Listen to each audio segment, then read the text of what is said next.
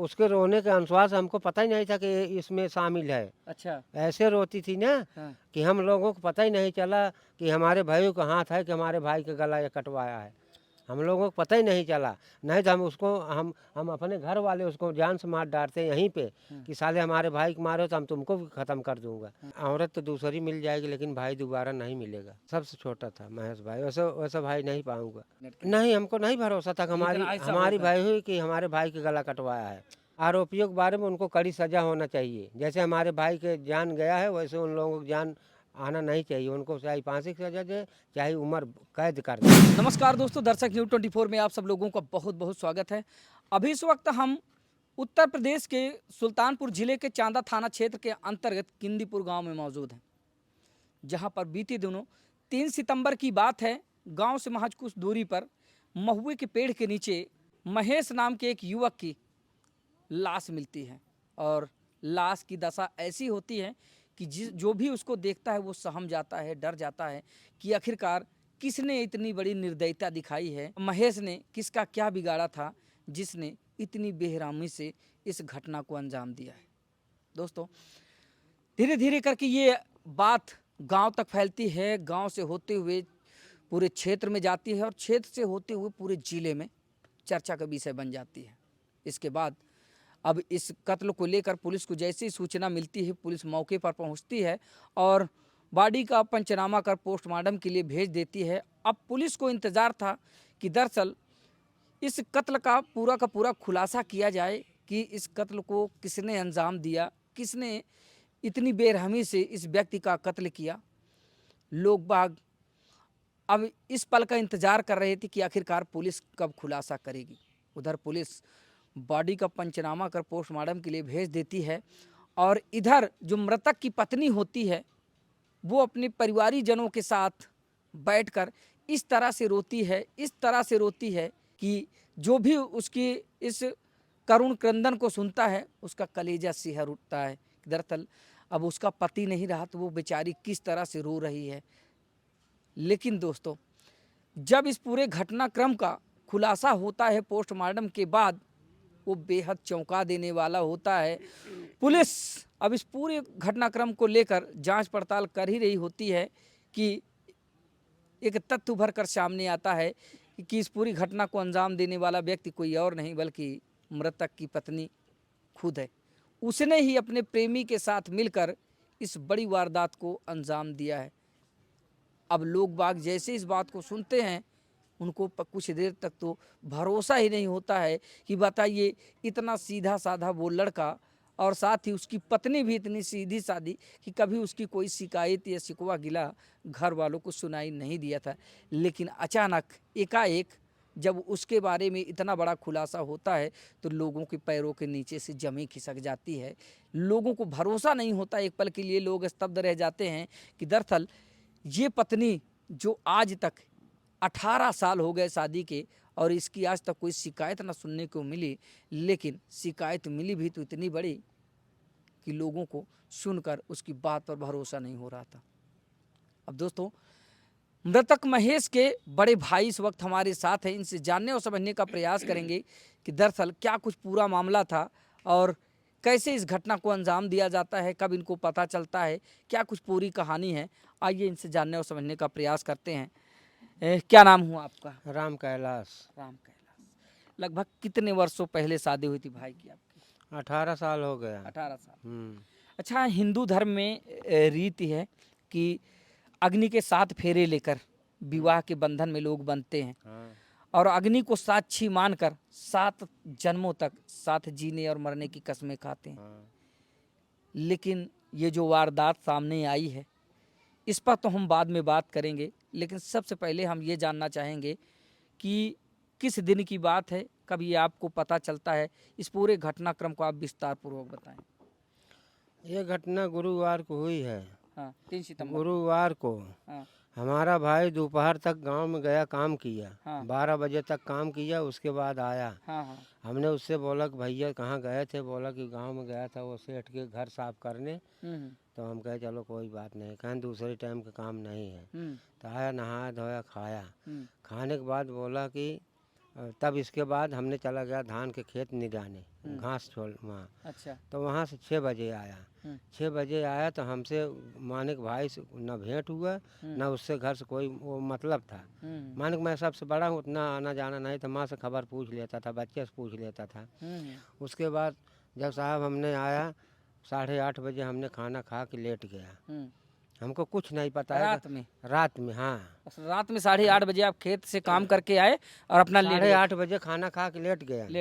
Late गए। हाँ। तो हमको ये नहीं पता है कि हमारा भाई कहाँ गया है, क्या करने गया है, मीट लेने गया कि मछली लेने गया, हमको दोनों भाई को नहीं पता चला। अच्छा। नहीं पता चला साहब। कितने भाई हैं आप लोग? 4 भाई हूँ, सबसे बड़ा मैं हूँ, तब गणेश है, तब राम नरेश, तब महेश। वो छोटा था सब? सबसे छोटा था। हाँ, फिर क्या हुआ? तो उसके बाद साहब हमने 6 बजे खबर पाया। 6 बजे जब बिस्तर पे से मैं सोकर उठ रहा हूँ तो बोला कि हमारे घर कैसे चिल्लाहट हो रही, कैसे सब कोई रो रहा है। तो मैं बिस्तर पे से उठ के आया, हम कहे हमारी बूढ़ी माँ जो है ख़त्म हो गई, माँ की हमारी तबीयत ख़राब है, उसकी भरोसा रखता माँ हमारी चाहे जब मर जाएगी। अच्छा अच्छा। तो हमने बोला कि हमारी माँ ख़त्म हो गई, तभी सब रो रहे हैं। हाँ। तो जब रोते रोते घर तक पहुँचा, हम कहे माँ क्या हुआ क्या हुआ। तो बोला भाई ये कोई तो वहाँ महेश के गला काट के वहाँ बाग में रख दिए हैं। तो यहाँ से रोते रोते तब अपने भाई के पास गया तो वहाँ पे हम सोचा कि गमछा से कोई मुंह उड़ा दिया था। गया तो हम कहे भैया का मुँह देख लूँ, हमको सब पकड़ लिए, बोला काकू मत छुओ, बोला छुओ मत, दूर से देख लो। हमको छूने नहीं दिया, हमको 4 आदमी पकड़ के उधर कर दिए। तो उसके बाद हमने रोने लगा वहाँ पर। हम कहे भैया क्या हो गया, तो तुम्हारे ऐसा भाई हमको नहीं मिलेगा। तब उसके बाद अपना पुलिस के लगे फ़ोन गया, पुलिस आई अपना सब कुछ जो करना था पंचनामा करके पोस्टमार्टम बोला लाश लदवाओ, चलो वहाँ पोस्टमार्टम जाएगी। तो हमने भी गया नहीं, हम 2 बच्चे को अपने भेज दिया कि भैया तुम लोग जाओ, हमने ऐसे जैसे हूँ ऐसे था। हम कहे भैया हमारे पास घर पे आने नहीं दिए। हम कहे घर पे आता तो 2-4 पैसा ले लेता। हम कहे रास्ते में भूख लगेगी चाय पीऊँगा, 1 पैसा जेब में नहीं था। हम कहे भैया तुम लोग जाओ, अपना मोबाइल अपने बच्चे को दे दिया। हम कहे भैया जैसा हो ऐसा बात हो हमको बताना। तो उसके बाद सब गया, पोस्टमार्टम से लेकर आया। पोस्टमार्टम गया, चांदा थाना गई, लाश लेकर आए, वहाँ से पोस्टमार्टम हुआ। उसके बाद लाश 4-5 बजे आ गई थी यहाँ पे। उसके बाद साहब जब लाश आई तो उसके बाद हम लोग बोला कि लाश को नहीं जाने दूंगा, क्योंकि अभी हमारा भाई एक बम्बई में है, आज कल सुबह पहुंच जाएगा। लाश को हम लोग बर्फ़ मिला कर रखेंगे और लाश नहीं जाने देंगे। तो प्रशासन ने ये बोला कि देखो भैया ऐसा है कि अब ना अपने भाई को ना ला पाओगे ना कुछ होगा। ऐसा है प्रशासन के कहना नहीं मानोगे तो जान लो कि सब बेकार है। आज नहीं जैसे आज वैसे कल इसको संस्कार कर दो, उसके बाद तब हम अपनी कहानी आगे बढ़ाएंगे। नहीं तो हम लोग इसी में फंसे रहेंगे तो आगे क्या देखेंगे। तो बोला कि एक मुलजिम तो मैं 3:10 पे पकड़ लिया हूँ, भेज दिया हूँ उसको थाने पे। अच्छा, एक आरोपी गिरफ्तार हुआ? गिरफ्तार हो गया। तो कौन था वो आरोपी? डंगर यादव। डंगर यादव जयप्रकाश नाम है। अच्छा, उसने जो है पहले उसकी गिरफ्तारी हुई? उसकी पहली गिरफ्तारी माने कि वो सादे ड्रेस वाले पुलिस आए थे ना। हाँ हाँ हाँ। हाँ वो अपना भेज लेते थे, यहाँ आकर लेटा था, वहाँ लेटा था, उसके बाद भेज लेते उसको जाकर उसको पकड़ लिया। हाँ। पकड़ने के बाद उसकी पेट्रोल डीजल की यहाँ दुकान है। हाँ।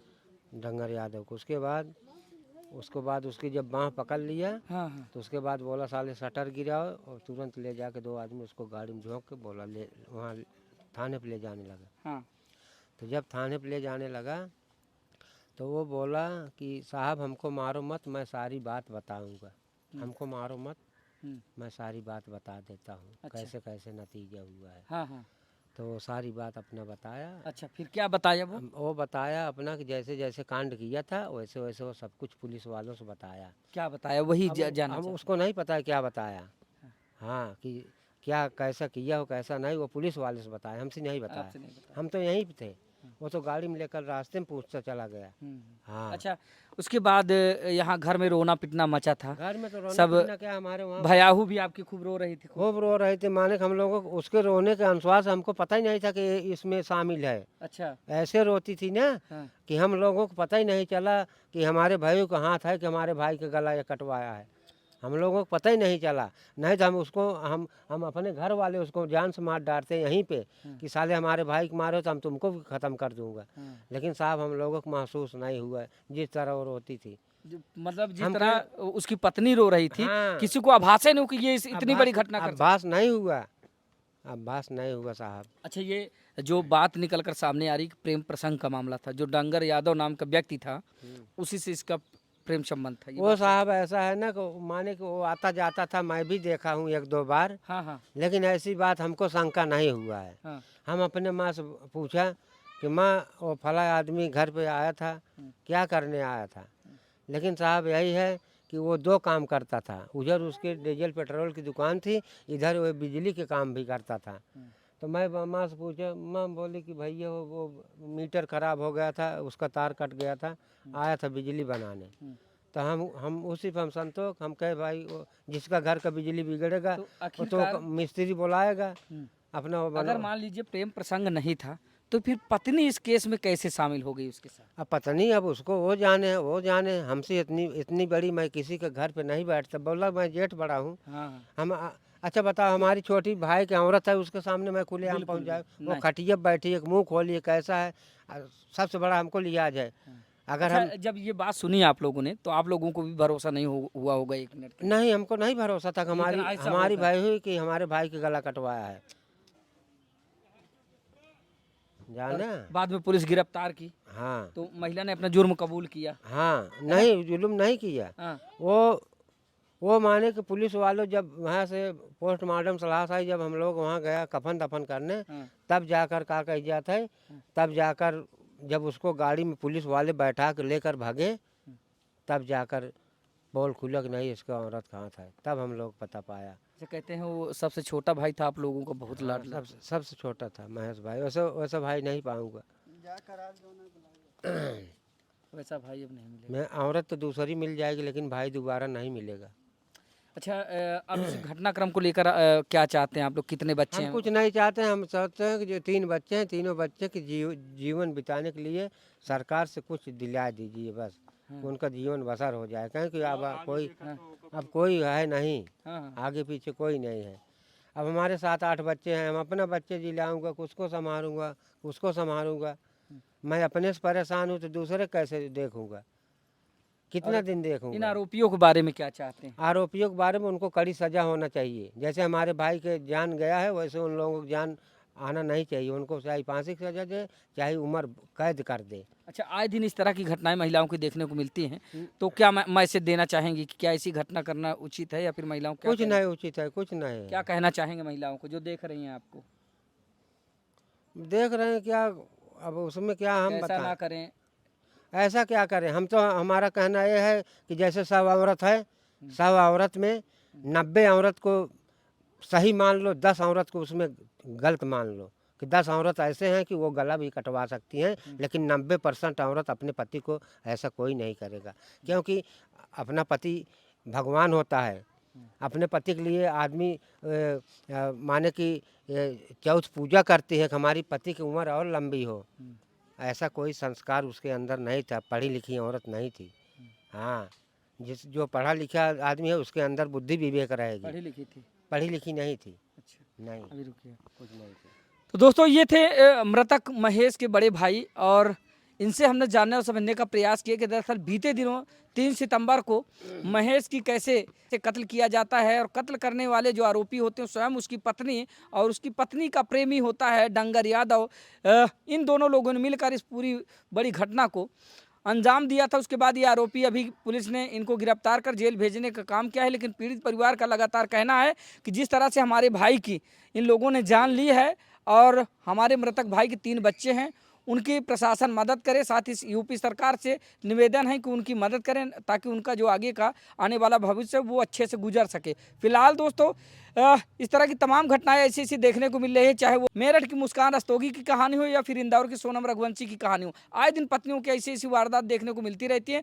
जो भी माताएं बहनें इस खबर को देख रही हैं तो आप लोगों से दर्शक न्यूज़ 24 अपील करता है कि ऐसे ऐसे कृत्य देखकर कम से कम आप लोग सीख लें, सबक लें, ताकि आप लोगों से ऐसी कोई गलती ना हो जिससे आपकी मान सम्मान प्रतिष्ठा में किसी भी तरह की कोई आंच आए, लोग आपको हीन भावना से देखें, साथ ही प्रशासन की कैद में रहकर आप लोगों का बाकी का जीवन बीते। तो इस घटना को लेकर आप लोग क्या सोचते हैं, कमेंट करके जरूर बताइए। मिलते हैं फिर से किसी नई खबर के साथ, तब तक के लिए नमस्कार।